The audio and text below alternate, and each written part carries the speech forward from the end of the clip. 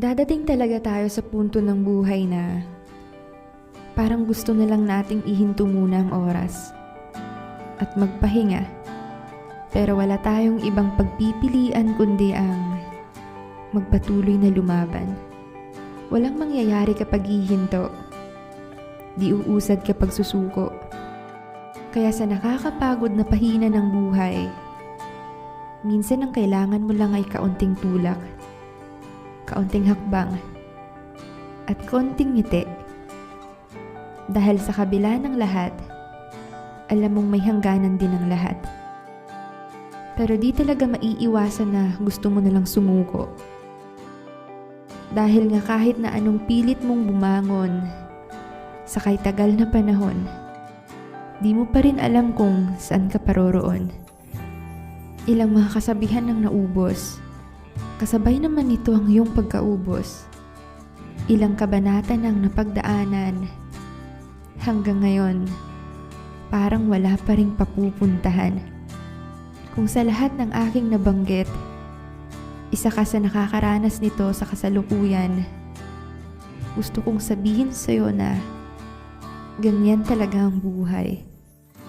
Minsan dadalhin ka nito sa itaas para ipakita sa'yo na lahat ng gusto mo pwede mong marating. At minsan, dadalhin ka nito sa ibaba para ituro sa'yo na pwede ka maging masaya kahit na di mo pa naaabot ang mga gusto mo sa buhay. At matutunan mo ring magpasalamat sa kung ano man ang meron sa'yo habang nabubuhay.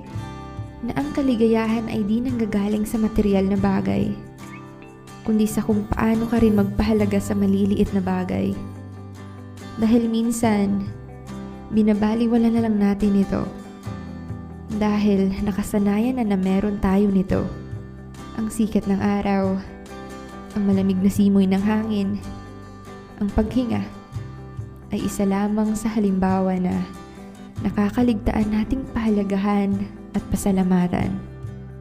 Dahil aminin natin, mas napagtutuunan natin ng pansin ang mga bagay na gusto nating abutin at nakakalimutan natin ang mga bagay na meron na sa atin.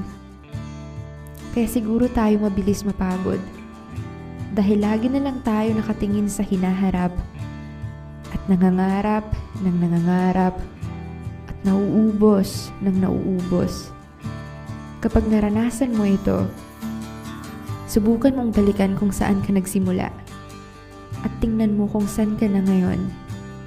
Tiyak masasabi mo ang katagang, ang layo ko na pala.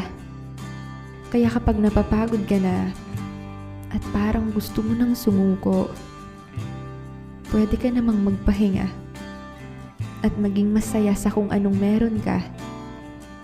Dahil ito yung pinangarap mo bago ka nagsimula. At gusto kong ipaalala sa'yo na malayo pa, pero malayo na. Kaya mo yan.